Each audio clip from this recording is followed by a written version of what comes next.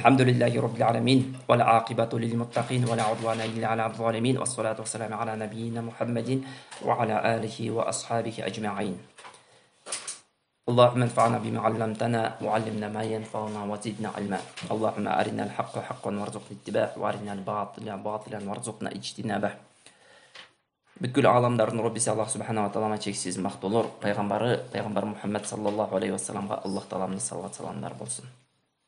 Урматтуу бир туугандар, илим алуу бул өзүнчө бир чоң неамат. Аллах субханала таалам илимди бардык адамга насип кыла бербейт, ыраа көрө бербейт. Мусулманмын дегендердин канчалаганы илимсиз жашоодо жашап атат. Мен юриду Аллаху бихи хайран юфақиху фид-дин дейт пайгамбар саллаллаху алейхи вассалам өзүнүн мубарак хадистеринин бирөөсүндө. Ким Аллах таалам кимге жакшылыкты кааласа, аны динде түшүнүгүн жеңил кылып коет дейт. Ал дегени Аллах таалам бир инсанга жакшылыкты каалабаса, ал адамда динден түшүнүгүн тар кылып коет дегени. Бир туугандар, эгерде динден түшүнүгүбүз жок боло турган болсо, динден эч нерсени билбей турган болсок, Аллах таалама тауба кылайлы. Аллах таалам өтө чоң бир жакшылыгынан сиз менен бизди кур калтыргандыгы үчүн. Аллах субханала тааламдан пайдалуу илим сурайлы жана ошол илимге амал кылуучу момундардан кылуусун сурайлы. Аллах субханала таалам сизди биздин ушул отурубузду берекелүү отуруулардан кылсын. Аллах субханала таалам жүрөктөрүбүздү, амалдарыбызды, бардык нерселерибизди оңдосун. Аллах субханала таалам жалпы мусулмандардын абалын жакшы жака бурсын. Аллах субханала таалам кыйынчылыкта жашап аткан мусулмандардын кыйынчылыгын башынан көтөрүп жеңилчиликке жеткизсин. Ачка мусулмандардын курсагын тойгузсын. Кийими жок мусулмандардын үстүнө кийим берсин. Карыздар мусулмандардын карызын төлөөсүн жеңил кылсын. Демек бир туугандар, сүйүктүү пайгамбарыбыз Мухаммад саллаллаху алейхи вассаламдын өмүр баянын улантабыз. Өткөнкү сабактарыбызда сиз менен биз Араб жарым аралындагы ислам келгенге чейинки абалга токтолуп өттүк. Ошонун ичинде саясий абалы, географиялык абалы жана коомдогу социалдык абалы ошол нерселерге токтолуп өттүк. Мына бүгүндөн баштап иншалла пайгамбар саллаллаху алейхи вассаламдын жашоосунан баштайбыз. Пайгамбар саллаллаху алейхи вассаламдын эң биринчи санжырасынан баштайбыз. Пайгамбар саллаллаху алейхи вассаламдын санжырасыны тарых алымдары же болбосо санжыра алымдары 3 топко бөлөт. 3 топко болот. Ал дегени биринчи пайгамбар саллаллаху алейхи вассаламдан Аднанга чейинкилер, экинчи топ Аднандан баштап Исмаил алейхиссаламга чейинкилер, андан кийин үчүнчү топ Ибрахим алейхиссаламдан баштап Адам алейхиссаламга чейин. Биринчи топ ким дедик? Пайгамбар саллаллаху алейхи вассаламдан Аднанга чейин. Пайгамбар саллаллаху алейхи вассаламдан Аднанга чейин бир туугандар, биз өткөндө да айтып өттүк, пайгамбар саллаллаху алейхи вассаламдан Аднанга чейинки 20 ата болгон деп айтып өттүк. Караңыздар, тарыхчылардын арасында пайгамбар саллаллаху алейхи вассаламдан Аднанга чейинки ошол санжырачылар атаган атта эч кандай талаш тартыш жок. Пайгамбар саллаллаху алейхи вассаламдын ошол 20 атасы аннык. Эч кандай ал жерде күмөндүү нерсе жок. Ал эми экинчи бөлүмү пайгамбар саллаллаху алейхи вассаламдан Ибрахим Аднандан баштап Исмаил алейхиссаламга чейин дедик. Бул нерседе алымдар ортосунда талаш пикир бар. Кээ бирлери ушул бүгүнкү күндөгү бар санжыраны туура десе, кээ бирлери туура деп көргөн эмес. Бирок пайгамбар саллаллаху алейхи вассаламдын хадисине токтоло турган болсок, менин Аднанга чейинки аталарым мындайча айтканда хадистин мазмуну ушундай туура айткан, андан кийинкилери жалган киргизип жиберишкен деп айткан. Демек Аднандан кийинкиси шек жаратат. Ал эми андан кийин Ибрахим алейхиссаламдан баштап Адам алейхиссаламга чейинкиге токтоло турган болсок, ал бөлүктө көпчүлүгү сахих эмес деп айтышкан. Пайгамбар саллаллаху алейхи вассалам жок дегенде 5 атасын жаттап алайлы. Пайгамбар саллаллаху алейхи вассалам Мухаммад Абдуллахтын уулу, Мухаммад Абдуллахтын уулу, Абдуллах Абдул-Мутталибтин уулу, Абдул-Мутталиб Хашимдин уулу, Хашим кимдин уулу? Абдуманафтын уулу. Абдуманаф Кусайдын уулу, Кусай Килабтын уулу, ушинтип жогоруга чыгып кете беребиз. Түшүнүктүбү? Ушинтип Аднанга жеткизип барабыз. Эми пайгамбар саллаллаху алейхи вассаламдын үй бүлөсүнө токтолобуз. Пайгамбар саллаллаху алейхи вассаламдын үй бүлөсүнө токтолууда эң биринчи албетте Хашимге токтолбосок болбойт. Эмне себептен? Себеби пайгамбар саллаллаху алейхи вассаламдын Хашим кимиси болот? Бабасы болот, да? Бизде чоң атанын атасын эмне деп коет? Баба дейт же буба дейт. Бул жөнүндө өзү талаш экен. Кыргыз немесин карап көрсөк, кээ бирлери баба дейт экен, кээ бирлери буба дейт экен. Кандай болбосун, ошо чоң атанын атасы. Пайгамбар саллаллаху алейхи вассаламдын чоң атанын атасы, бабасы Хашим болгон. Хашим бул арабтарда орду бар, аябай абройлуу адам болгон. Хашим пайгамбар саллаллаху алейхи вассаламдын эмне чоң атасынын атасы болгондуктан бул кишини сөзсүз эмнесини кичине болсо дагы өмүр баянын үйрөнүшүбүз керек. Хашим бийликте турганда бул өзүнүн эмне Абдуманаф деген атасынан эмнени бөлүп алган. Абдуманаф деген атасынан жанагы Сикая жана Рифада деген амалды бөлүп алган. Түшүнүктүбү? Өткөндө айтып бергенибизди эстесеңиздер, Кусайдын 3 уулу болгон, Абдуддар, анан Абдушамс, анан Абдуманаф деген. Ошол 3 уулунун экөөсүнө ошол Кусайдан калган бардык амалдар бөлүнгөн. Түшүнүктүбү? Өткөндө айтып бердик бул нерсени. Ошондо Кусайдын уулу Абдуманафка ошол Рифада жана жанагы немени жабдык менен Кабаны жабдыктоо ошол эмне Кусайдын уулу Абдуманафка тиген, Абдуманафтан кийин анын уулу Хашимге тиген. Демек, ошондой эле Хашим дагы кандай амалдар менен белгилүү болгончо, Хашим биринчи болуп ажыга келген адамдарга сарит деген тамак жасап, ошо менен белгилүү болгон. Сарит деген эмнеси? Сарит деген ушундай тамак, нанды майдалап, анан ошо майдалаган нандын үстүнө этти басып берет. Бул эмне ошондой тамакты келген ажыга ибадат кылуу үчүн келген адамдарга эмне даярдап берген. Андан кийин жанагы араб тилинде нанды майдалаганда хашама деген үчүн эмне аны ошол аты Амр болгонуна карабастан Хашим деп белгилүү болгон. Өзү чын аты ким? Амр болгон. Демек пайгамбар саллаллаху алейхи вассаламдын бабасынын аты чын аты эмне болгон? Амр болгон. Анан ошондой эле бул Рихлата шита и вассайф деп Илафи Курайш деген Курайш сүрөсүндө окуйбуз. Курайш эли жазында жана кышында бир кербен менен сапар кылат эле дейт. Жазындасы эмнеге кылат эле? Йеменге кылат эле, кышындасы Шамга кылат эле. Ошол эки кербени бул ошол арабтарга так айрыкча ошол Курайш элине чоң киреше алып келет эле. Булардын өткөндө айтып өткөндөй экономика абалы өтө күчтүү болгон эмес. Кээ бир нерселерден киреше кирген, ошол кирешелердин эң негизги бөлүгүн ошол эмне кербен түзгөн. Ошол эле учурда ажыга келген, ажылык жөрөлгөсүн аткарганга келген, ажылык милдетине келген адамдар эмне ошолор дагы кичине акчасын таштап кетип, ошол дагы киреше алып келген. Буларда чарбачылык болгон эмес, дыйканчылык болгон эмес, жана башка өндүрүш нерселери болгон эмес. Түшүнүктүбү? Демек, ошол бир жылда 2 жолу жанагы кербен чыгарууну, кербен менен соода кылууну ким баштаган экен? Хашим баштаган экен. Хашим, караңыздар, күндөрдүн биринде Хашим соода сапары менен Шамга баратып, Мадинада токтоп, ал жерде Наджар урусунан болгон Амр деген кишинин Салама деген кызына үйлөнөт. Салама деген кызына үйлөнүп, анан өзү немеге сапар кылат, Шамга сапар кылып, ошол жакта эмне болот?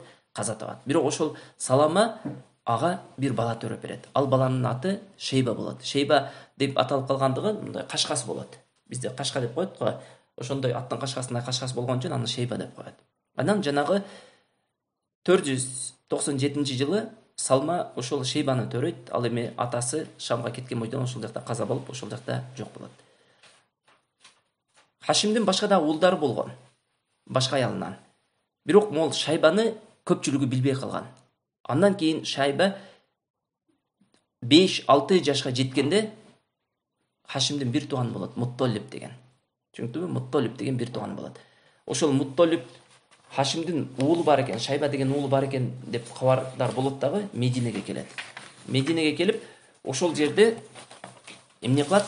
Ошол жерде жанагы апасына жолугуп, Мутталиб, ошол Мутталиб Хашимдин бир тууган агасы. Хашим ошол бийликти Хашим алгат. Карагыла. Кусайдан кийин бийлик Абдуддарга өтөт. Андан кийин Абдуманафка өтөт. Абдуманаф өткөндөн кийин анан бийлик Хашимге калат.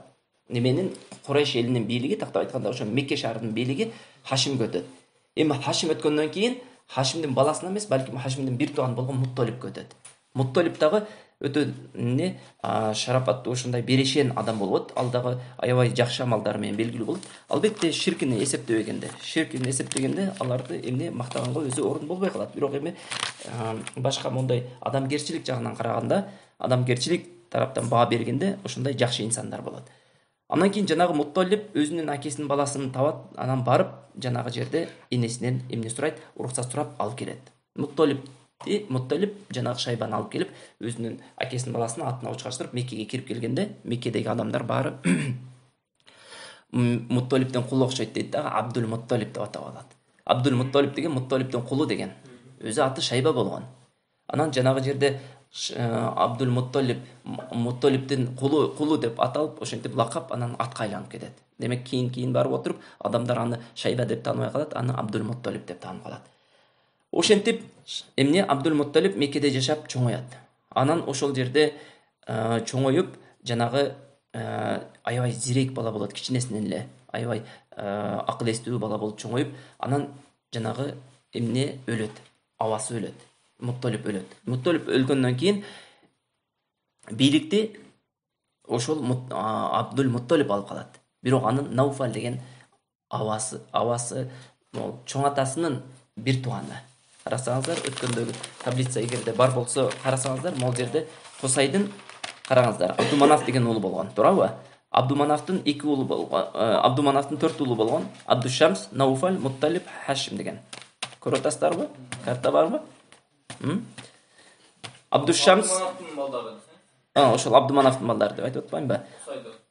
Кусайдын 3 баласы болгон. Абдуддар, Абдул-Узза, Абдуманаф деп. Абдуддар менен Абдул-Манафка өзүнүн жанагы бийлигин бөлүп берген. Абдул-Узза катышкан эмес. Анан ошол Абдуманафтагы бийлик Абдуманаф өлгөндөн кийин Хашимге калган. Хашим өлгөндөн кийин Мутталипке калат. Түшүндүңбү? Хашим өлгөндөн кийин Мутталипке калат. Мутталип өлгөндөн кийин Абдул Мутталипке өтөт. Түшүндүңбү? Абдул Мутталипке өтөт. Хашимдин баласына өтүп калганда, Хашимдин бир туугандары бар да, Науфал бар да. Жанагы жерде Науфал, жок, Абдушамс эмес, Науфал ошол бийликти талашып, немесинен алып коет. Абдул Мутталиптен алып коет. Жанагы жерде алып койгондо Абдул Мутталип Курайш элине кайрылат. Мага бийлигимди алып бергиле дейт. Бирок адамдар силерге киришип, Курайш, өзүңөр Курайш болсоңор, силердин араңарда эмне араздашуу, согушуу болуусунда себеп болуп калбайт деп эч ким аралашпай коет. Ошондо Абдул Мутталип өзүнүн тага журтуна кайрылат. Тага журту ким болот? Жана айтып өткөндөй, Наджар урусунан болгон адамдар, Наджар урусунан болгон адамдар. Ошол Наджар урусунан Абу Саад ибн Ади деген тагасы болот. Ошол тагасы 80дей атчан аскер менен келет дагы, жанагы жерде Науфалдын мойнуна эмне кылычты коюп туруп, сен менин үкөмө же эмнени бересиң, бийликти бересиң, же мойнуң менен жооп бересиң дейт. Же мойнуң кетүүсү менен жооп бересиң дейт. Жанагы жерде Науфал макул деп, ошол жерде чоң Курайштын аттуу баштоо адамдардын астында жанагы адамга убада берет, мен бийликти кимге өткүзүп бердим дейт, Абдул Мутталипке өткүзүп бердим дейт. Андан кийин Абдул Мутталипке өткүзүп бергенден кийин Науфал Бану Хашимге каршы Абдушамс ибн Абдуманаф менен эмне бир союз түзөт дагы, согушууга даярдана баштайт. Караңыздар. Абдушамс ким эми? Абдушамс Науфалдын бир тууганы. Ошол Хашимдин бир тууганы. Эми караңыздар, бир атадан тарагандар эми бөлүнүп, эми согушка даярданып атат бийлик үчүн. Бул эзелтен болуп келген нерсе, бул эч таң калыштуу нерсе эмес. Түшүндүңбү? Караңыздар, могул жерде Науфал могул Абдуманафтын уулу, 4 уулу, Хашимдин уулу Абдул Мутталиптен бийликти талашып алып койду, кайра Абдул Мутталипке тага журту жардам берип алып берди. Эми Науфал эмнеге Абдушамс менен экөө биригип туруп, союз кылат дагы, могулга каршы эмне кол чогулта баштайт. Ошондо кол чогулта баштаганда Абдул Мутталип жанагы өзүнүн тага журту Наджар менен эмне түзөт, союзда түзөт. Ошол эле учурда Хуза урусу дагы эмнеге келет, жардамга келет. Хуза урусу мына Абдуманафтын аялынын урусу болот. Демек, Хуза урусу Абдул Мутталиптин кимиси болот? Энесинин жактан тагалар болуп кетет. Түшүндүңбү? Эмне үчүн Наджар урусу жардам берсе, биз жардам бербейбиз дейт да, Хуза урусу келет. Ошентип жанагы жерде эмне пайгамбар саллаллаху алейхи вассаламдын чоң атасы болгон Абдул Мутталипке Хуза жана Наджар урусу кошулуп, ошол жерде эмне келишим түзөт. Ошентип Хуза урусу Дарун Надуга кирип келишим түзүп, жанагы жерде эмне Бану Хашимдин дагы Абдул Мутталипке жардам кылат. Ошентип Абдул Мутталип эмне бийликте калып калат. Демек Абдул Мутталип бийликти сактап калат. Эми ошол Абдул Мутталип бийликте турган учурда эки чоң окуя болот. Анын бирөөсү Пир окуясы деп аталып калган болсо, экинчиси Замзам кудугунун кайра эмне калыбына келүүсү деп ошондой аталып калган. Эң биринчи окуяга токтолобуз. Абдул Мутталип Замзам суусуну эмне кылат? Кайра тауып алат. Замзам суусуну өткөндө биз айтып өткөнбүз. Кимдер көмүп кетти эле? Журхум урусу чыгып баратып, эмне кылган, жанагы Хуза уурусунан утулуп калгандан кийин жанагы жердеги Замзамды жана ичиндеги байлыктарны ошол жерге көмгөн дагы кетип калышкан. Ошентип дээрлик 300 жыл эмне Мекке эли Замзам суусуз калып кеткен. Түшүндүңбү? Анан күндөрдүн биринде Абдул-Мутталип бийлик кылып турган, бий болуп турган учурда Абдул-Мутталип түш көрөт. Түшүндө бир карга келип бир жерди чокуп жатканын көрөт. Анан ошол жерди барып казгын дейт. Анан ошол түштү өңүндө барып ошол жерде казса, чындап Замзам чыгып калат. Замзам чыгат. Ошол эле учурда жанагы ошол жерге катылган сооттор, мына жанагы шлем деп коебуз, ошолдой согушка эң керектүү болгон шлемдер чыгат. Ошол эле учурда эки чоң элликтей болгон эмне чыгат? Алтын чыгат. Эки чоң элликтей болгон алтын чыгат. Караңыздар, өтө чоң эмне табылып болуп эсептелет. Ошентип жанагы жерде Абдул-Мутталип Замзам суусуна да ээлик кылып калат. Мурда жөн эле Меккенин бийи болгон болсо, эми Замзам суусундагы ээси болуп калат. Андан кийин жанагы жерде Замзам суусуна ээлик кылгандан кийин эми адамдар келгенден кийин Замзам суусу менен сикая деген амал ушундай эле да, өзүчө сугаруу деген. Замзам суусу менен сугара баштайт.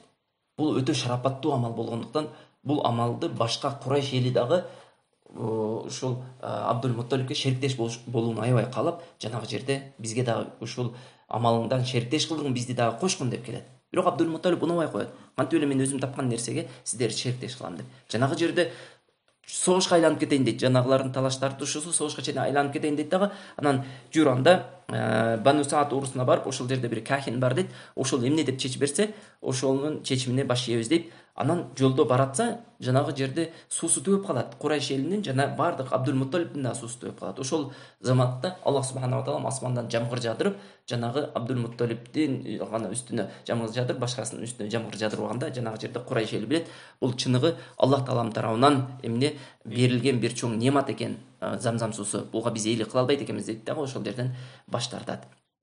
Андан кийин жанагы жерде айтат, эгерде дейт Аллах таала мага көмөктөшкөн, менин кызматымды алган эркек бере турган болсо дейт, мен ошонун бирөөсүнү Аллах үчүн эмне курбан кылам деп назар кылат. Түшүндүңбү? Назар деген бул абет деген. Мындайча айтканда Аллах таалам алдында убада берет. Ошол нерсени кийин сөз аткарыш важип, милдет болуп калат. Түшүндүңбү?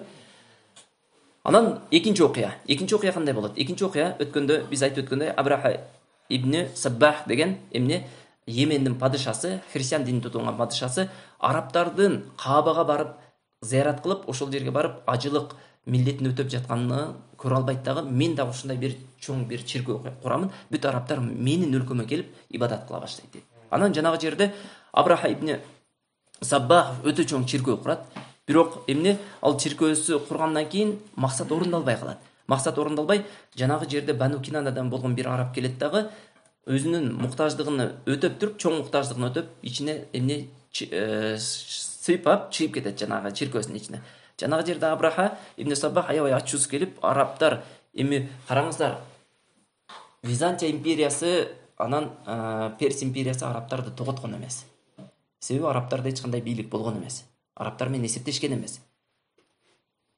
Араптардын үстүнөн басып алып, аларды колония кылып алган эмес, бирок ошол эле учурда тоготтуп мамиле кылган эмес. Ушул нерсени билишибиз керек. Бүгүнкү күндө кээ бир мамлекеттер ушундай тоготпогондой мамиле кылган сыяктуу. Караңыздар, ошол жерде Абраха айтат, кантип араптар менин чиркөөмө келип, эмне кылып кетти?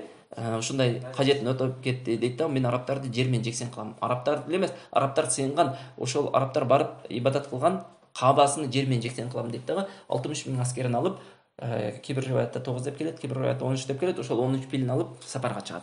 Сапарга чыгып баратып, анан Мухассир деген жерге жеткенде, Мухассир деген ошол ажыга баргандар билет, Муздалифа менен Минанын ортосунда. Муздалифа менен Минанын ортосунда Мухассир деген жер бар. Ошол жерге жеткенде, ал дээрлик азыр километрин анык айта албайбыз го, примерно бир 10-15 километр болсо керек. Анык айта албайбыз, примерно ошондой болсо керек.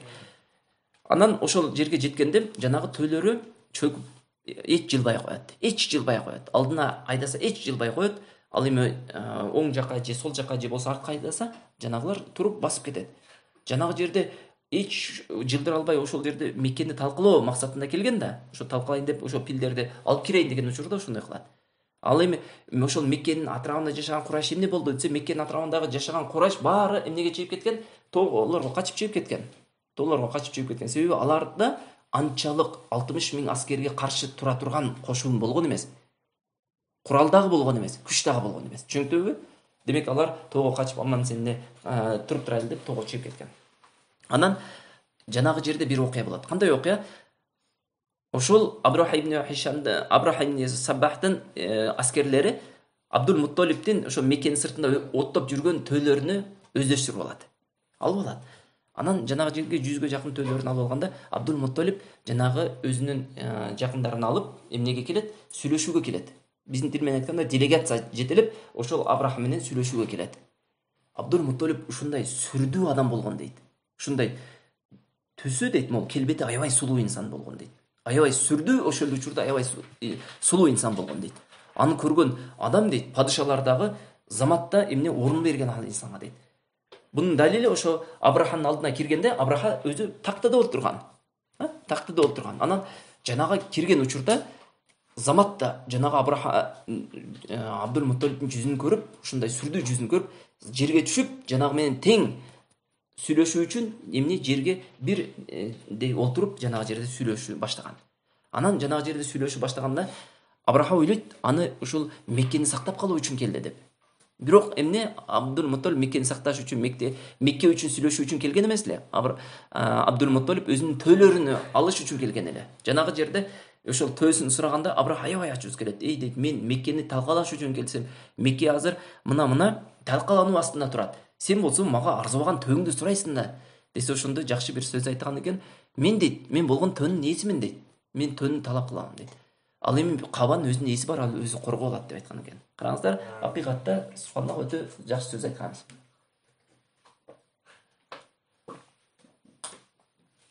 Ошентип жанагы эмне Абдул Мутталибке ачуусу келип, анан жанагы пилдерин айдаганда эч кандай пилдер жылбай коет. Аллах субханалла таала абабил деген таранчы сыяктуу, чаблеке сыяктуу кичинекей чымчыктар жөнөтөт. Ал чымчыктардын ар биринин эки өзүнүн бир тумшугунда жана эки моундай кол буттарында таш болот. Ошо менен 3төн таш болот. Ар биринде ошол таштап келип аскерлердин үстүнө таштайт. Кимдин кайсыл жерине тийсе ошол замат чирип жанагы жери үзүлүп түшүп калат. Ошентип Аллах субханалла таала эмне кылат? Жанагыларды өздөрүнүн жери менен жексен кылат. Кыйратып жок кылат. Заматта. Бир туугандар, Аллах инналлаха ала кулли шайин кадир. Биз бул аятты көп окуйбуз. Аллах таалам баардык нерсеге кадыр депчи. Бирок сиз менен биз Аллах тааламды чыныгы кадырлай билбейбиз да. Аллах тааламды чыныгы кадырлай билбейбиз. Акыйкат. Кээде себепке таянып коебуз. Туура себеп карманышыбыз керек, бирок чыныгы Аллах тааламды кадырлай билишибиз керек. Аллах үчүн эч нерсенин кыйынчылыгы жок. Аллах субханалла таалам пайда бериш үчүн пайдалуу нерсеге, зыян бериш үчүн зыяндуу нерсеге муктаж эмес. Аллах субханалла таалам көрдүңөрбү? Жерди ушундай эмне кылып турган, жерди титиретип турган аскерлердин эмне заматта көз ачып жумганча жок кылып койду. Каабаны бузам деп аракет кылгандыгы үчүн. Демек бир туугандар, көрдүңүздөрбү, Аллах тааламдын кудуретине чек жок деп иман келтиребиз. Анан жанагы жерде Абраха дагы жарат алып, ошол Абраха өзүнүн жери Йеменге жетпестен эмне кылат? Жанагы жерде өлөт. Жолдо ошо Йеменге жетпестен өлөт. Бул кабар желиндей бүт араб жармарына эле эмес, дүйнө жүзүнө тарап кетет. Бир баста тарап бардык эмне ошол жашап турган эл ушул жөнүндө кабардар табат. Бул окуянын артында чоң бир даанышмандуулук бар эле. Бул пайгамбар саллаллаху алейхи вассалам келерден алдын болду. Караңыздар, пайгамбар саллаллаху алейхи вассалам келерден 50 күн мурда болгон. Эми карасаңыздар, Меккеден башка дагы ыйык жер барбы? Барбы? Жокпу? Алакса ыйык жер го. Кантип жок дейбиз? Ыйык жер го. Алакса бүгүнкү күндө жөөттөрдүн колуна өтүп алган, эми Алакса мечити өзү өтө элек, бирок ошол шаар өтүп калды. Ошолордун колуна өткөн Алакса мечити бир туугандар ыйык жер. Бул эзелтеден ыйык болуп келген бир туугандар. Эми караңыздар, ошол ыйык жерге 587, биздин заманга чейин 587-жылы Буктанассар кирип баргандыгы жөнүндө өткөнкү сабактарыбызда айтып бергенбиз. 70-жылы Рим империясы кирип барган, талкалаган. Ыйык жерди талкалап чыгып кетишкен. Чүнктүбү? Талкалап чыгып кеткен эмес, талкалап ошол жерде отурташып калган. 2 рет эмне баскынчылык кирип барышкан жана эч кандай азапка душар болгон эмес, ыйык жер болуусуна карабастан. А бирок Меккени Аллах субханалла таалам сактап калуусу, бул жерден жакында эмне бир пайгамбар чыгат, жана ал пайгамбар дүйнө жүзүнө динди таратат. Жана бул ошол пайгамбар ошол эмнени Меккени ыйык кылып, ошол ажылыкка кайра бир рет Ибрахим алейхиссаламдан кийин дагы бир рет адамдар чакырат деген бир ишарат эле деп эмне алымдар айтып өтөт. Көрдүңүздөрбү? Пайгамбар саллаллаху алейхи вассалам келерден 50 күн мурда ушул окуя болду. Демек, бул да болсо ушундай келечекте бир чоң окуя болушунун немеси эле, ишараты эле. Ошол Абдул Мутталиптин 10 баласы болгон, бир туугандар. Кээ бир тарыхчылар 13 деп жазат, бирок туурасы 10 баласы. 10 баласынын бизге белгилүү болгондору Абу Лахаб белгилүү, Аббас белгилүү, Хамза белгилүү. Да ким белгилүү? Абдуллах белгилүү. Ошол бешөөсү белгилүү. Кыздары болгон, кыздары 6 болгон. Ошол кыздарынан белгилүү болгону Сафия дегени. Арва, Умейма, Атика, Барра, Уммул Хаким деген кыздары болгон. Бирок алар жөнүндө тарыхчылар эч нерсе жазган эмес. Сафия кандай кылган иши менен белгилүү болгон? Ким айтып бере алат? Сафия бинту Абдул Мутталиб. Келечекте келебиз. Сафия кылган батырлыкты бүгүнкү күндөгү эң күчтүү батырлар да кылды. Ошо бүгүнкү күндө эмес, ошол учурдагы чоң батырлар да кылган эмес. Сафиянын уулу ислам динини даңазалаган инсан болгон. Ким? Баягы акырында өлөрүндө жихадка кетип атканда келет соот кийип ошо жөнүндө айтып атат. Сафия ушундай баланы тарбиялаган да. Ал баланы тарбиялоодо ушундай метод колдонгон экен. Капкараңгы үйгө камап, уруп, согуп, сен келечекте ушундай баатыр инсан болосуң деп тарбиялаган экен. Ал Зубайр ибн Аввам. Зубайр ибн Аввам. Зубайр ибн Аввамдын уулу ким болот? Абдуллах ибн Зубайр. Абдуллах ибн Зубайр бир убакта, бир туугандар, жердин үстүндө исламды даңазалаган падыша болуп турган. Абдуллах ибн Зубайр 7 жашында эмне деген сөз айткан? Ким билет? Исламды баягыс үчүн. Мен исламды даңазалаш үчүн келгенмин дейт. Бул субханаллах өтө сонун сөз. Караңыз, бүгүнкү күндө сиз менен биз 30, 35, 40 жашка келсек дагы бул сөздүн үстүндө ой жүгүртө элекпиз. Сиз менен биз машинаны даңазалаш үчүн келгендейбиз да. Туурабы? Бир Матизди, арзуган Матизди. Же болбосо бир туугандар күлөсүздөр, бирок биздин амалыбыз ошол нерсеге далалат кылып атпайбы? Дал эле намаз сабактан жарым саат мурда келебиз, машинаны айланат, 5-6 машинаны ошо Матизди мактап, же болбосо Пассатты мактап ошол деп турабыз. Биз ушул амалдан кийин кантип айта алабыз биз исламды даңазалай алабыз деп? Мечитке кирбесек, ушундай сонун мечитке эртелеп кирип сабагыбызды кайталабасак, Куран окубасак, Куран окуп лаззат таппасак, дагы башка жакшы амалдар кылып мечитке жеткизди Аллах субханаху ва таала, сүйүнүп мечитке чуркап кирип кетпейсиздерби? Сөзсүз азан айткандан кийин анан жамаатка камат айтып атканда чуркап кириш керекпи? Мен таң калам, мен бир нерсеге таң калат элем. Жаназага келип, жаназага мечиттин ичине кирбей кеткен адамдарга таң калат элем. Аллах таалам алардын пешенесине жазган кордугу ал. Мечиттин алдына алып келип туруп мечитке киргизбей койгондугу. Мен бүгүнкү күндөгү окуяны кордук деп айтпаймын. Бирок ошого жакын мечиттин алдына алып келип туруп Аллах таалам сиздерге тауфик бербей атат мечиттин ичине киришке. Куран окушуңуздарга тауфик бербей атабы? Ибадат кылышыңыздарга тауфик бербей атабы? Сабакты кайталашка тауфик бербей атабы? Аллах тааламдан тауба кылыңыздар күнөөңүздөр үчүн. Себеби Аллах субханаху ва таала бир неаматты биздин күнөөбүз гана себептүү көтөрүп коет. Мечиттин алдына келип туруп, ушундай мечитке кирип 2 рекет намаз окуй албасак, 2 рекет мечиттин хаккысын окуй албасак, кыяматтын келишини күтүңүздөр. Себеби кыяматтын аламаттарынын бирөөсү мечиттин алдынан өтүп туруп 2 рекет намаз окуп кетет. Ал эмес, бул алдынан өтүп деп айтылган. Сиз менен биз кирип туруп 2 рекет намаз окуй атабыз го. Субханаллах, бир туугандар Абдуллах ибн Зубайр ушул сөздү айткан 7 жашында. Сиз менен биз 70 жашта айта алабызбы? Бул сөздү айта албайбызбы? Аллахка белгилүү. Дүйнө менен өлүп кетебиз. Эгерде ушул абалда кетсек, бир туугандар капа болбоңуздар, ушул абалда кетсек, дүйнөнү даңазалап өлүп кетебиз. Андан башка эч нерсе эмес. Ислам үчүн эмне кылдыңыздар? Эмне кылдыңыздар? Бүгүн өзүңүзгө отчет бериңизчи. Эмне кылдыңыздар ислам дини үчүн? Кандай кызмат кылдыңыздар? Пайгамбар саллаллаху алейхи вассалам келечекте кызматын айтып беребиз иншаллах. Сахабалардын кызматтарын айтып беребиз. Башка ошол инсандардын ислам тарыхында ушундай салымдарын кошкон, ислам дининин даңазалуу болуусуна салым кошкон инсандарды айтып беребиз. Сиз биз эмне салымыбызды коштук? Эмне кылдык бүгүн эртеменден кечке чейин эмне кылдык? Бул суроону мен сурабаймын, бирок өзүңүздөр барып жатарда сураңыздар өзүңүздөн. Эмне кылдыңыздар? Сабакка келдиңиздерби? Келдиңиздер, бирок даярданбай келдиңиздер. Сүйүнбөңүздөр бул нерседен. Даярдансаңыздар 1-2 жооп берип атат, калган 15-20 чактыңар унчукпай, уялбай отурасыздар. Балким менин сөзүм катуу тиеттир бир туугандар. Бирок сизди ойлонтура турган сөз. Не пайда? Мен бир нерсеге таң калат элем. Кээ бир адамдар китеп окушат, китеп окуудан максаты түшүнүү, амал кылуу эмес. Китеп окуудан максаты эптеп ошону окуп өткүзүп коюу.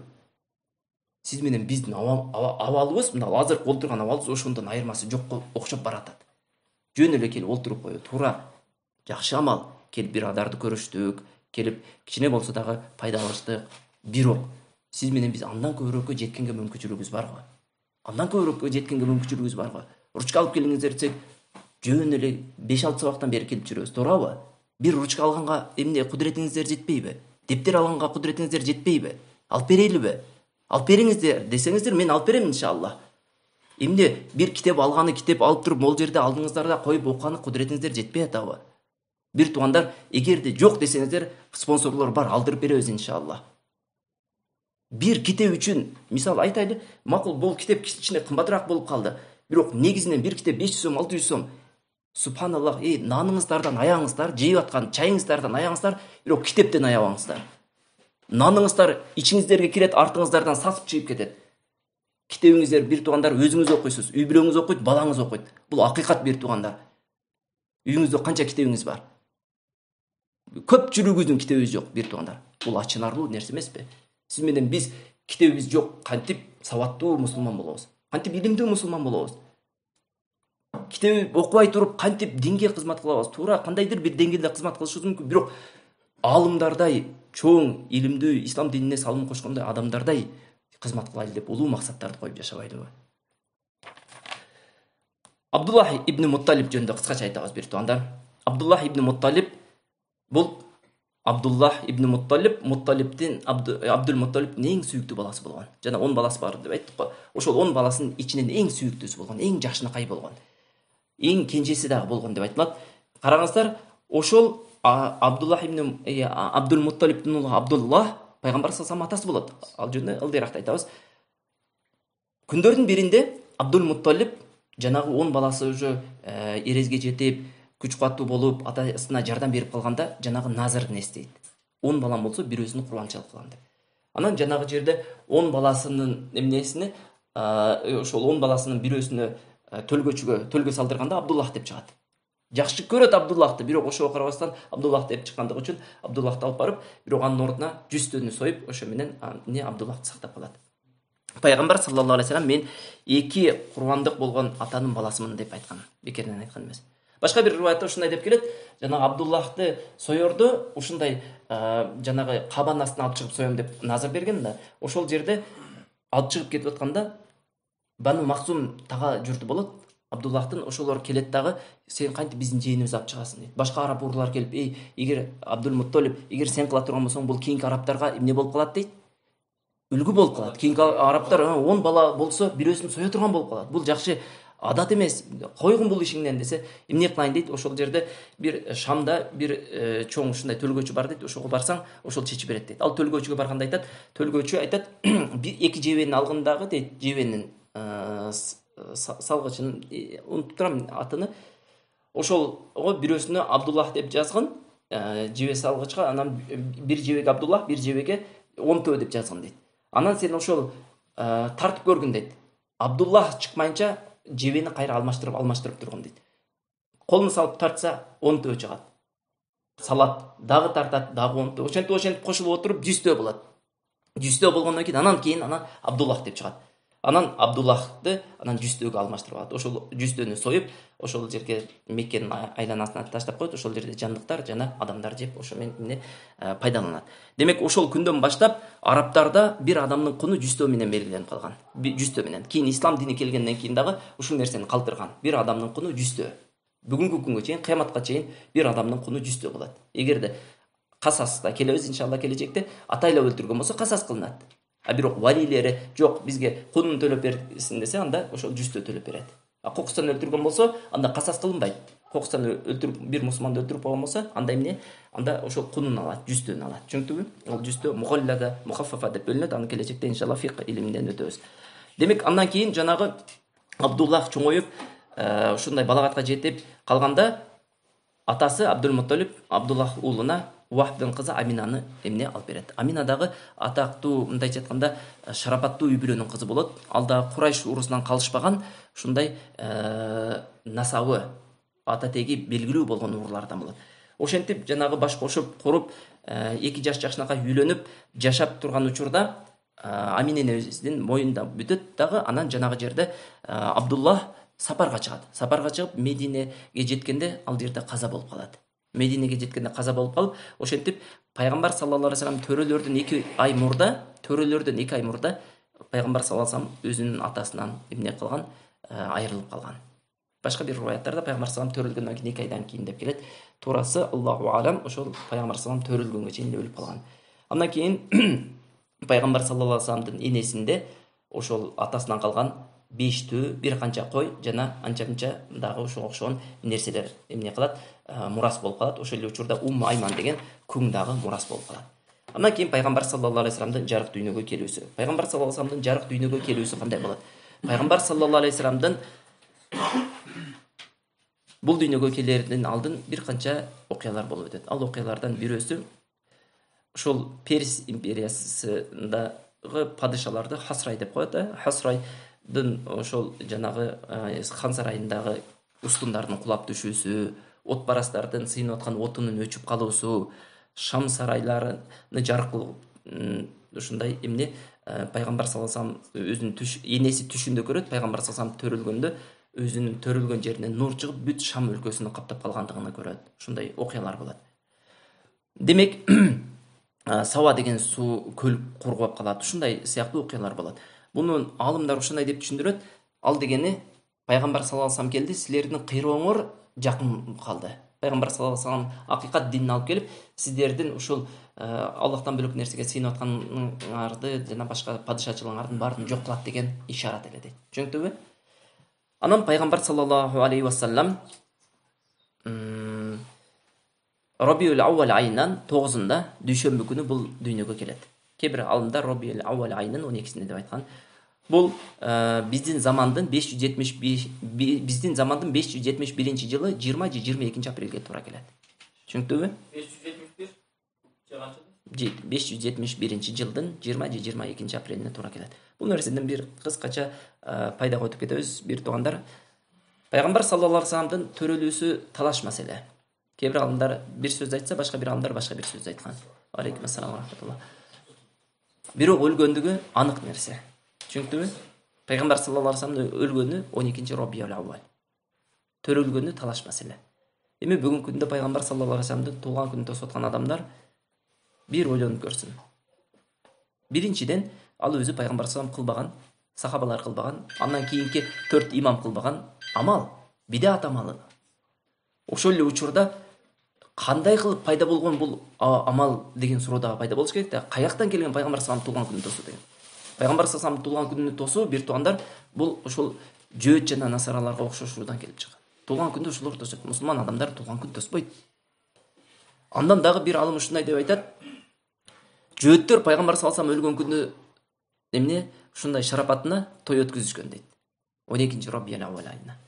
Ошентип олтуруп жанагы туулган күнүнө, өлгөн күнүнө майрамдап олтуруп, мусулмандарга ушул туулган күнү деп киргизип жиберишкен деп айтат.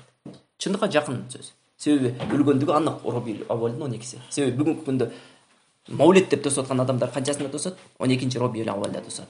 Алар 2 жолу, бир жылда 2 жолу Маулид тосот. 22 апрелде тосот, анан 12 Робиул Ауалда тосот. 12 Робиул Ауал жакын калды бир туугандар. Мухаррам андан кийинки жакын иншалла. Айтайын деген нерсе бир туугандар, пайгамбар саллаллаху алейхи вассаламдын төрөлүүсү өзү аны төрөлгөндүгүн туулган күнү ибадат эмес, балким бидат. Бул нерсе менен сооп албайбыз, балким күнөөгө батабыз. Бидат амал ушундай амал бир туугандар, сиз менен биз ал амалды кылып Аллахка жакындамак турсун, Аллах тааламдан алыстап кетебиз. Сиз менен биз ал амалды кылып жакшы солих амалдарыбыздын катарына амал кошпойбуздон, жаман амалдарыбыздын катарына амал кошуп коебуз.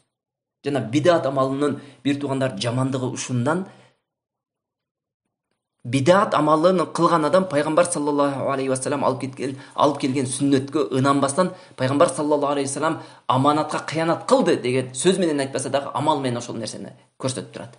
Пайгамбар саллаллаху алейхи вассалам динди толук жеткизбеди, мен толуктап атам деген сөз. Түшүнүктүбү? Пайгамбар саллаллаху алейхи вассалам аддал аманата. Биз айтабыз аманатты толугу менен өтөдү дейбиз. Al-yawma akmaltu dinakum wa atmamtu alaykum ni'mati wa raditu lakum al-islam. Аллах субханаху ва таала динди толук кылып берди десе, алар чыгып эмне деп атат? Жок, толуктай элек дейт. Көрдүңүздөрбү? алардын кылып аткан амалы ошол нерсеге далалат кылат. Пайгамбар саллаллаху алейхи вассалам динди толуктай эле мына биз толуктап атабыз деп. Эгерде ушул чыныгы Аллах Таалама жакындата турган амал болсо, Пайгамбар саллаллаху алейхи вассалам туулган күнүн тосу. Эң биринчи сахабалар кылбай белет, туурабы? Эң биринчи сахабалар кылбай белет. Себеби сахабалар Пайгамбар саллаллаху алейхи вассаламдан бир нерсени үйрөнсө, ошол нерсени биринчи ким кылат экен деп ошолду не кылышкан, жарышкан. Сахабалар. Кандай амал болбосун, Пайгамбар саллаллаху алейхи вассалам ошол амал бизди Аллах Таалама жакындата турган болсо, Пайгамбар саллаллаху алейхи вассалам көрсөтүп кетти. Кандай амал бизди Аллах Тааламдан алыстата турган болсо, ал амалдан Пайгамбар саллаллаху алейхи вассалам бизди тыйып кетти. Жакшы амалдарды кылууда сахабалар бизге үлгү болуп берди. Жаман амалдардан тыюлууда дагы үлгү болуп берди. Эми ошол сахабалар кылбаган амалда сиз менен биздин кылышыбызда жакшылык барбы? Өзүңүзгө суроо бериңизчи. Пайгамбар саллаллаху алейхи вассаламдын туулган күнүнө тосууда сахабалар тоспосо, 4 имам тоспосо, Абу Ханифа дагы, имам Малик дагы, имам Шафии дагы, Ахмад ибн Ханбал рахимахумуллахтар тоспосо, сиз алардан да өтүп илимдүү болуп кетип, сиз тосуп кыйрат атасызбы? Көрдүңүздөрбү, бир туугандар, Пайгамбар саллаллаху алейхи вассаламдын туулган күнү эч кандай ибадат эмес, тосуу. Балким ибадат деп айтпайбыз, балким ал күнөө амал, бидат амал деп айтабыз. Бидат, караңыздар, ширктен кийинки турган күнөө. Адам өлтүрүүдөн дагы чоң күнөө. Бир туугандар, бидат амалын кылуу адам өлтүрүүдөн дагы чоң күнөө. Эмне себептен? Караңыздар. Себеби бидат амалын кылган адам өзүнөн кийинки урпагына дин деп ошол нерсени өткүзүп берет. Демек, бир адам кылбайт аны, миңдеген адамдар кылат. Күнөө кылган адам өзү кылат. Туурабы? Бир адамга же эки адамга гана байланышы мүмкүн. Андан кийин чоң күнөө кылган адам таубага шашат. Дайыма таубага шашат. Жүрөгүндө иманы бар, кыпында иманы бар адам чоң күнөө кылса, тауба кылганга шашат. Ал эми бидат кылган адам таубаны кечиктирип, балким ошол менен бидаттын үстүнө өлүп кетиши мүмкүн. Себеби ойлойт да, мен ибадат кылып атам деп. Көрдүңүздөрбү? Ошон үчүн бидатты алымдар ширктен кийинки күнөө деп айтышкан. Демек, Мавлуд кайсы жылдардан башталган? Мавлуд Пайгамбар саллаллаху алейхи вассалам хижри жылы деп, ошол Меккеден Мединеге көчкөн жылы хижри деп, ошол хижри жылдын 600-жылдары башталган деп айтылат. 600. Демек, Пайгамбар саллаллаху алейхи өлгөндөн кийин, демек, дээрлик бир 500 жылдан кийин башталган. Түшүнүктүбү? Ал дегенде Пайгамбар саллаллаху алейхи вассалам мактаган 3 коом бар го. Эң жакшы коом мен коом, андан кийинкилер, андан кийинкилер деген. Сахабалар, табииндер, табииндер. Үчөө тең кылган эмес бул амалды. Түшүнүктүбү? Ошон үчүн биздин дагы кылбаганыбыз абзел жана жакшыраак. Андан кийин Пайгамбар саллаллаху алейхи вассалам туулганда ушундай окуялар болгондугу жөнүндө эмне кылдык? Айтып өттүк. Пайгамбар саллаллаху алейхи вассалам төрөлгөндө, ошол Пайгамбар саллаллаху алейхи вассаламды көтөрүп алып келгенде, Пайгамбар саллаллаху алейхи вассаламга чоң атасы Мухаммад деп ат коёт. Жана Кабаны айландырып, ошол жерде эмне адамдарга, ошо сүйүнчү кылган адамдарга сүйүнчү булун берип, анан жанагы акыйкасын берип, ошол жерде той кылат. Андан кийин кандай окуя болот? Пайгамбар саллаллаху алейхи вассалам жашаган коомчулукта, тактап айтканда, Мекке шаарында жаңы төрөлгөн балдарды айылга жөнөтүп жибере турган адат бар эле. Ал адат эки себеп менен. Эстеп калыңыздар. Биринчи себеби оору сыркоодон алыс болуу үчүн, ар түрдүү эпидемиялар ал убакта аябай күчтүү болгон. Экинчиси, нукура араб тилинде сүйлөп калыш үчүн. Себеби Мекке ушундай шаар болгон, бүт арабтардын башын бириктирген. Бүт арабтардын башы бириктирген жерде Йеменден келген арабтар бар, Шамдан келген арабтар бар, Ирактан келген арабтар бар. Ар биринин өзүнүн диалекттери бар. Ар биринин өзүнүн диалекттери болгондон кийин жанагы жерде араб тилин нукура араб тили бузулуп кетет. Адаби араб тили бузулуп кетет. Ошондон коркуп арабтар айылдарга жөнөтүп жиберет эле, айылдарда нукура тилди сактап калып, нукура тили менен тили чыксын деп. Ошол алып кеткен уруулардын бирөөсү Бану Саад уруусу. Ошол Меккеден ошондой жаш балдарды алып кетет эле. Бану Саад уруусу күндөрдүн биринде Мекке шаарына сапар кылат балдарды алып келиш үчүн. Ошол Бану Саад уруусунун арасында Халима бинт Абу Зуайб деген бир аял бар эле. Анын күйөөсү Абу Капша деген лакап менен белгилүү Абдул Узза деген Харис ибн Абдул Узза деген киши бар эле. Ошол экөөсү эмнеге келет? Меккеге келет. Меккеге келип, жанагы жерде эмне бала издей баштайт. Бала издеп Пайгамбар Мухаммад саллаллаху алейхи вассаламга туш келет. Пайгамбар саллаллаху алейхи вассаламды алып, анан эмне ошол Саад уруусуна апарып, ошол жерде тарбиялай баштайт. Пайгамбар саллаллаху алейхи вассалам 4 жашка чейин ошол жерде тарбияланган. Ал окуя мындайча болот. Бану Саад уруусу келерде бардыгы аялдары жолду баратып, Халима бинту Абу Зуайбты аябай эмне жемелейт. жемелөөсүнүн себеби Халима бинту Абу Зубайб минген эшек аябай кашаң эле. Кашаң болгондуктан артта калып кетет эле. Ошол эле учурда Халиманын бир төсү бар эле, ал төсү ошол жыл каатчылык жыл болгондуктан төсүнүн желинде эч кандай сүтү жок эле. Анан жанагы жерге Меккеге келет. Пайгамбар саллаллаху алейхи вассаламды алып калуусунун себеби Халима кечигип келет, Меккеге кечигип кирет. А ерте келгендер бардыгы жанагы товардын жакшысын алып алганда, эртең менен базарга ерте баргандар, жанагы жакшынакай атасы бар адамдар да болот. Себеби атасы бар адамдар баланы алганын жакшы жагы атасы кичине тыйынын жакшылап төлөп берет эле. А пайгамбар саллаллаху алейхи вассаламды көпчүлүгү көрөт, бирок атасы жок экен деп баш тартып кетет. Себеби атасы жок адам жетим балага ким төлөп берсин деп ойлойт дагы кетип калат. Анан Халима бинту Абу Зубайб жанагы жерде издеп пайгамбар саллаллаху алейхи вассаламга келип, бирок албай дагы айланып, анан пайгамбар саллаллаху алейхи вассаламды алат. Анан бул жагыны өзү айтып берет. Пайгамбар саллаллаху алейхи вассаламды алгандан баштап дейт, Аллах тааланын берекеси жай баштады дейт. Берекеси кантип жаады? Пайгамбар саллаллаху алейхи вассалам алгандан баштап көкүрөгүмө сүт келди дейт. Өзү эмизип аткан баласы да бар да. Баламды дагы тойгузам, Мухаммадты дагы тойгузам. Экөө тең уктап калды дейт. Анан дейт, жубайым, күйөөм чуркап келди дейт. Төбөсүнүн желине сүт келиптир деп. Сүт карасак дейт, төбөнүн желини толуп калыптыр дейт. Сүттөн ичтик дейт. Анан бир күн жатып, анан эртеси жолго чыктык дейт. Эртеси жолго чыгып дейт, жолдо баратсак дейт, жанагы кечеги кашаң эшегим бүгүн жорго дейт. Эч кимди алдына салбай жорголоп кетти дейт. Бардыгы таң калды дейт.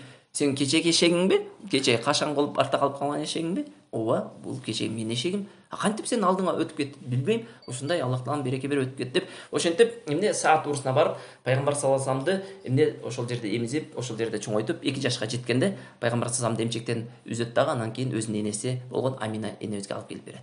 Амина энебизге алып келип берип, бирок пайгамбар саллаллаху алейхи вассаламдан көргөн берекенин үзүлгүсү келбестен, пайгамбар саллаллаху алейхи вассаламды кайра бир ирет алуусуну каалап, ар түрдүү шылтоолорду айтып, бул жерде дагы оору тарап атат, калып калса оорулуу болуп, жугуп калышы мүмкүн, жөнөткүн деп эптеп ынандырат дагы, кайра экинчи ирет алып кетет. Экинчи ирет алып кетип, жанагы жерде Бану Саад урусуна пайгамбар саллаллаху алейхи вассалам дагы калып кетет 4 жашка чейин. Ошондо караңыздар, бир окуя болот. Ал окуя кандай окуя? Шаккы садр деп айтылат, жүрөгүнү жаруу окуясы. Ал окуя күндөрдүн биринде пайгамбар саллаллаху алейхи вассалам ошол кой багып жүргөн учурда пайгамбар саллаллаху алейхи вассаламды Жибрейил алейхиссалам келет дагы, жыгып, жанагы жерде жүрөгүнү жарып, жүрөгүнү чыгарып, замзам суусу менен жууп, алтындан болгон идиштерге замзам суусуна жуйт дагы, жана жүрөгүндөгү шайтандан болгон үлүшүнү алып салат. Капкара уюган бир алак канды алып салат дагы, бул сенин шайтандан болгон үлүшүң дейт дагы, кайра жүрөгүнү салып, ал жерин тигип коет. Аннас радиаллаху анху айтат, мен ал кишинин дейт, пайгамбар саллаллаху алейхи вассаламдын жүрөгүндөгү изин калганын көргөмүн дейт. Ал дегени бүгүнкү күндө операция болгондор билет, операциянын изи калып кетет, өлгөнгө чейин калып кетет. Ошондой нерсе калган. Эми таң калыштуу нерсе. Эми бүгүнкү күндө операция бул адаттагы эле нерсе болуп калды. Өтө эле таң калыштуу нерсе эмес. Бирок ушул окуяны 100 жыл мурда айтып берсе, адамдын акылына сыйыш кыйын эле. Кантип эле жүрөгүнү кесип, алып чыгарып, буну эми жомок катайры көрүшү мүмкүн эле. Бирок бүгүнкү күндө сиз менен биз көрүп турабыз. Өзүбүздүн көзүбүз менен айнул якын болуп атат. Өз көзүбүз менен көрүп атабыз, жүрөгүнү кесип алып, жүрөгүн алмаштырган окуялар болуп атат.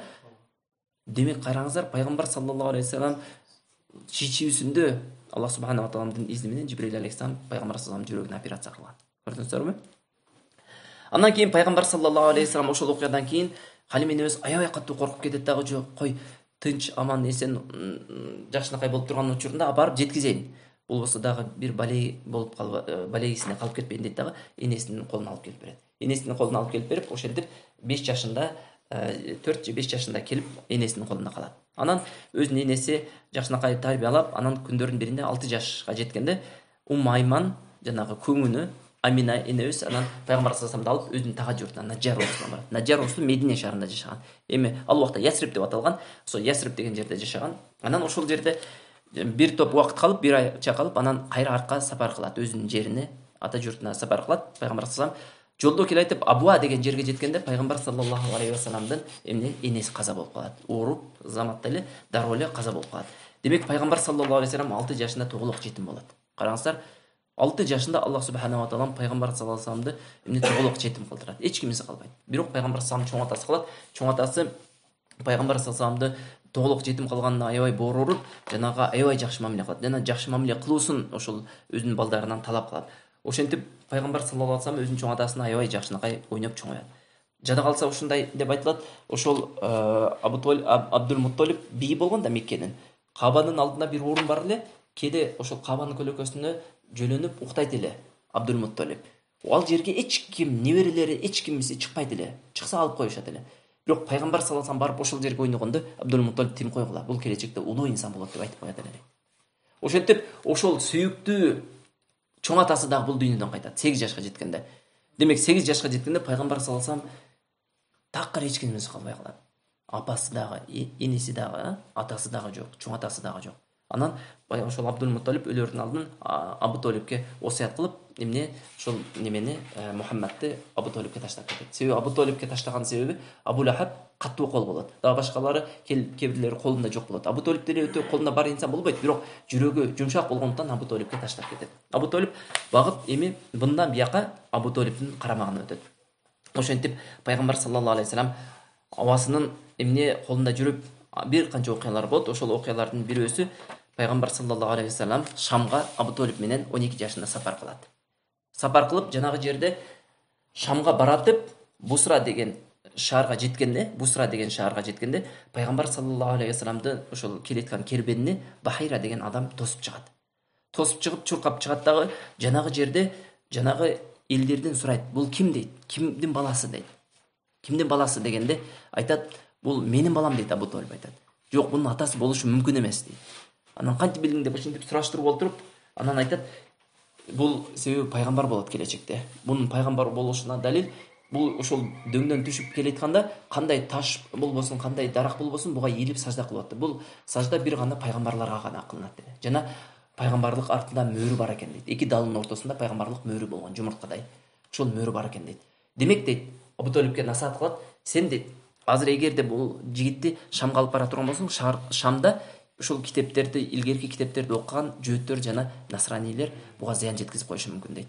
Бунун пайгамбарлыгын билип калса зыян жеткизип коет, андан көрө үйүңө алып барган, алып кеткин дейт. Ошентип жанагы жерде Абу Толиб катуу коркуп кетет дагы жанагы жерде артка алып кете берет. Андан кийин бир окуя болот. Ал окуя кайсы? Харбул Фуджар деп аталып калат. Ошол жана бузукулук согушу. Бул согуш кандай болот десе, Курайш менен Кайс Аяландын ортосунда согуш чыгып кетет. Жанагы жерде согуш чыгып, Укказ деген базар болот. Ошол Укказда согуш чыгып кетет. Караңыздар, арабтарда бир туугандар ярмарка болот эле, жарманке болот эле. Ал кайсы айларда болот эле? Ал харам айларында болот эле. Харам айларында болот дегени эмне? Согуш арам кылынган ай, 4 ай согуш арам кылынган айлар эле. Ал кайсы айлар эле? 4 согуш арам кылынган айлар кайсылар? Мухаррам, Рамазан. Рамазан сен киргиздиң да биринчи болуп. Зулхиджа, Зулкада, Мухаррам үчөө катарма-катар кетти го. Зулкада, Зулхиджа, Мухаррам биз өткөндө ажылык темасын өткөндө айттык эле го, унутуп каласыздар. Анан Ражап айы. Ушул 4 айда арабтар эмне кылган? Жарманке ачкан. Жарманкеде ушул 4 айда иптеп ушул соода сатык кылып кичине иштеп алайын деген максатта. Себеби мындан башка айда только согуш менен алек болушкан. Ушул согуш Аллах таала арам кылып койгондон арам деп туруп, андан кийин эмне кылган? Ушул айларда жарманке кылып алган. Ушул согуш ушул Укказда болгон, кайсы Аялан менен Курайш ортосундагы согуш Укказ ошо жарманкесинде болот. Ушул арам айында болгон үчүн Харбул Фуджар деп аталып калат. Ал дегени бузуклук согушу. Ошол арам айынын эмне чегинен өтүп кеткен ай болот да. Түшүнүктүбү? Ошол жерде аягында эмне болот? Келишимге келип, анан кийин кимде көп адам өлгөн болсо, ошо кунун төлөп бере турган болот. Бул жерден айта турган нерсе, пайгамбар саллаллаху алейхи вассалам ошол жерде согушка катышат. Өзүнүн абаларына, Курайш өзүнүн абалары да жебе алып берип, жаа алып берип, ошондой нерселер менен жардам берет. Демек, пайгамбар саллаллаху алейхи вассаламды Аллах субханаху ва таала кичинесинен бардык нерсеге даярдаган. Бардык нерсеге даярдаган. Согушка дагы даярданган. Андан кийин Хилфул Фудул, бул окуя аябай жакшы окуя. Күндөрдүн биринде Зейд урусунан болгон бир киши Меккеге кирип келгенде Ас ибн Вайл ас-Сахми деген киши жанагынын товарын алат. Андан кийин акчасын кийин берем деп биздин тил менен айтканда падиралга товарга алат дагы, анан жанагын уктатып коет. Бербей коет акчасын. Анчык эле бербей коет. Себеби Курайш урусу бир туугандар мындай кандайдыр бир деңгээлде араб жармаралында авторитеттүү уру болгон болот. Мындай күчү дагы башкаларга караганда көбүрөөк болгон.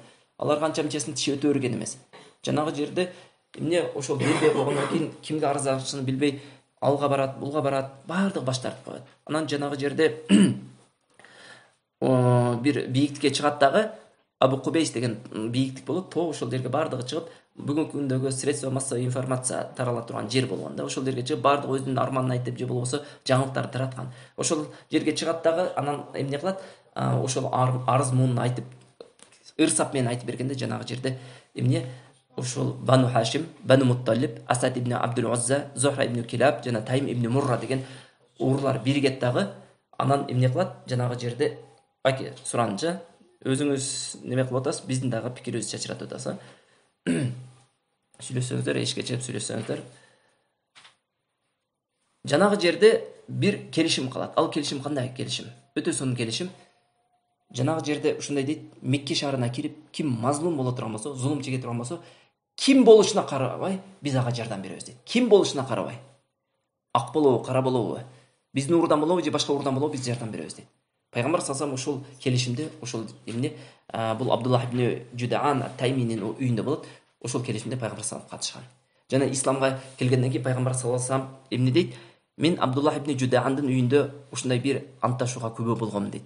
Эгерде мага бирөө келип, сага бир канча кызыл төө беребиз, ошол келишимден кайткын десе, кайтпайт элем дейт. Дагы мен исламга келип, мусулман болгондо, ошол ислам динин тараткандан кийин ушундай келишимге сунуштап бирөө келсе, биринчи болуп эмне колдомокмун дейт. Демек көрдүңүздөрбү, бул бир чоң эрежеге эшик ачып берген. Кандай бир жакшылык иш болсо, ким болушунан карабастан биз ошолорго кошулуп, ошол жакшылык ишке эмне болсок, салымыбызды кошсок болот. Түшүнүктүүбү? Пайгамбар саллаллаху алейхи ушул жерде ушул нерсени эмне айтып өттү. Эми пайгамбар саллаллаху алейхи вассаламдын түшүктүү турмушуна токтоло турган болсок, пайгамбар саллаллаху алейхи вассалам кичинесинде Бану Саад урусунда жашаганда кой баккан, андан кийин Курайш элинин койуну баккан, арзыбаган акчага. Андан кийин соода сатык кылган, Саиб ибн Абу Саиб деген инсан менен биргеликте экөө соода сатык менен алек болушкан. Анан пайгамбар саллаллаху алейхи вассалам 25 жашка чыкканда Хадижа бинту Хуайлид деген содагер аялдын товары менен ошол инсандын Майсара деген кулу болот, ошо менен биргеликте Шамга сапарга барып келген. Ал сапары өтө мөмөлүү болгондуктан, өтө кирешелүү болгондуктан Хадижа энебиздин пайгамбар саллаллаху алейхи вассаламга болгон бир эмне жүрөгүндө сезим пайда болот. Бир туйгу пайда болот. Ал туйгуну кийин эмне никелеп, анан ишке ашырат. Алда болсо сүйүү сезими, жакшы көрүп калат. Пайгамбар саллаллаху алейхи вассаламдын бир эле сулуулугу эмес, мамилеси, аманаткөйлүгү, чынчылдуулугу, ар бир ишти так аткаруусу жана айтар аягы жок жакшы сыпаттары Хадижа энебизди өзүнө тартат. Жана Хадижа энебиз өзү Нафиса деген өзүнүн досуну пайгамбар саллаллаху алейхи вассаламга жөнөтүп, өзүнө сунуштап, ошентип пайгамбар саллаллаху алейхи вассалам Хадижа бинту Хуайлидке үйлөнөт. Үйлөнгөндө пайгамбар саллаллаху алейхи вассалам Абу Толиб менен Хадижанын бир тууган абасынын үйүнө барып, акт кылат, акт деген келишим кылат. Ошол жерде Хадижа энебизге махыр катарына 20 төө төлөп берет. Ошентип пайгамбар саллаллаху алейхи вассалам бактылуу эмне үй бүлө куруп, ошентип бактылуу жашап, пайгамбар саллаллаху алейхи вассаламга 6 бала төрөп берген. Пайгамбар саллаллаху алейхи вассаламдын жалпысынан 7 баласы болгон. Ошо 7 баланын 6-сына Хадижа энебиз төрөп берген. Жана Хадижа энебиз тирүү убагында пайгамбар саллаллаху алейхи вассалам Хадижа энебиздин үстүнө эч бир аял алган эмес. Түшүнүктүбү? Демек балдарынын бардыгыны, дээрлик бардыгыны Хадижа энебиз төрөп берген. Ал балдар 2 уул, 4 кыз төрөп берген. Аттарын жаттап калыңыздар. Ибрахим деген баласынан башкасынын бардыгыны эмне ким төрөп берген? Хадижа бинту Хуайлид төрөп берген. Абдуллах, Касым эркек балдары. Ал эми кыздары Рукайя, Умму Кулсум, Зайнаб, Фатима. Түшүнүктүбү? Бар ошол 2 жаш баласы, эркек баласы кичинесинде ымыркай кезинде эле чарчап калган. Ал эми кыздар болсо кийин ислам келгенге чейин жашап, исламды кабыл алган. Бирок пайгамбар саллаллаху алейхи вассаламдан мурда өлгөн. 3 кызы Умму Кулсум, Рукайя жана Зайнаб. Ал эми Фатима энебиз болсо пайгамбар саллаллаху алейхи вассаламдан кийин 6 айдан кийин өлгөн. Андан кийин бир окуя, ушул окуя менен жыйынтыктайбыз иншалла. Пайгамбар саллаллаху алейхи вассалам пайгамбар болоордон алдын, тактап айтканда 35 жашында Каабада бир окуя болот. Ал кандай окуя десе, Кааба Ибрахим алейхиссалам, Исмаил алейхиссалам менен биргеликте курган абалда калып, дээрлик 2000 жылдан ашык убакыт өткөнүнөн эскирип, жанагы реставрацияга муктаж болот. Бир күнү 35 жашына келгенде каттуу жаан жайттагы сел жүрүп, ошол Кааба жыгылуу астында калат. Жыгылуу астында калганда Курайш эли чогулуп, баардыгы ошол жерде эмне бир нерсеге келишет. Ошол Каабаны бузуп, башынан реконструкция кылайлы дейт. Баардыгы келишет. Бирок бир шарт коет. Караңыздар, кайсы шарт? Ошол Каабага жүктөлгөн, киргизген керешебиз, мындай айтканда Каабаны куруудагы иштеткен акчабыз адал жол менен келген кереше болуш керек дейт. Ал дегени булар ушунчалык деңгээлде арамга батып кеткен адамдар болгон. Алардын кирешесинин көпчүлүк пайызы арамдан болгон. Бир туугандар, кээде арабтардын мурдагы абалын окуп олтуруп, бүгүнкү күндөгү сиз менен биз жашап жаткан коомчулуктун абалына окшоштуруп жиберебиз. Албетте 100% окшошпойт. Бирок могул жанагы арамдан акча тапкандыгы, сойкулук ушунчалык кенен тарагандыгы, сүткорлукка баш менен буту менен малынып калгандыгы ушул бүгүнкү күндөгү сиз менен биздин коомчулуктагы эмне абалга аябай окшоп кетет. Айтып өткөндөй, сүткорлук бүгүнкү күндө биз жашап жаткан коомчулукта сүткорлук менен алек болбогон адамды сиз менен биз бармак менен гана санай турган адамдар калды. Дээрлик процент менен балким адашып калаттырбыз, бирок 90-95% адам сүткорлук менен эмне малынып калды десек адашпагандай сезилип турат. Өтө көп адам, бир туугандар, карасаңыз базарда 100 адамдын бир 90-ы сүткорлук менен эмне кылат? Эмне? Мамиле ошол нерсе менен ишини улантып жатат. Ал дегени мына Меккенин мурдагы арабтарына аябай окшоп кетет. Ошентип Ибрахим алейхиссалам курган Каба, караңыздар, могул жерде сүрөтүндө тартылган, бир туугандар, Ибрахим алейхиссалам курган учурда мондой болгон. Үстү жок болгон, крышасы жок болгон. Байкаңыздар, эшиги жерден кире турган болгон. Жерден кире турган болгон. Анан мол жанагысын карасаңыз, мол такага окшош мондой овальный деп коебуз го. Мол бурчу овальный болгон, төрт бурчтук болгон эмес. Ушуну курууда, бузууда биринчи Валид ибн Мугира баштап берет. Себеби булар пил окуясына өтө жакын болгондуктан кече эле пил окуясыны өз көзү менен көргөн. Демек Кабаны бузам деген адамды Аллах Таала жер менен жексен кылды, туурабы?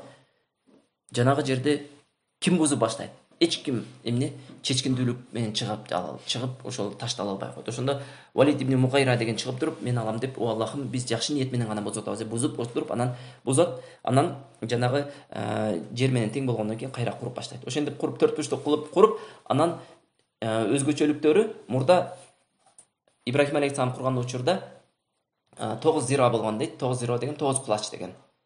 Ал эми мол неме курулганда бүгүнкү күндө 15 метрге чейин көтөрүлдү. Биздин метр менен эсептегенде. Эндүүлүгү 10 метр. Бир жагы 12, бир жагы 10 метр болду. А бийиктиги 12 метр. Ал эми эшиги болсо жерден 2 метр көтөрүлүп калды. Жерден 2 метр көтөрүлгөндүгүнүн себеби Курайш эмне бул жерге бир гана биз уруксат берген адамдар гана кирсин деген максатта көтөрүп койгон.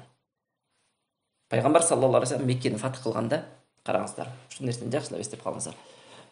Меккени фатх кылганда, Меккени ачылышын кылганда айтат: "Эгерде дейт, эй Айша, сенин элиң түшүнбөй Мухаммад Кабаны бузуп кайрадан башынан куруп атат деп айтпаганда, мен Кабаны бузуп Ибрахим алейхиссалам кургандай курат элем" дейт.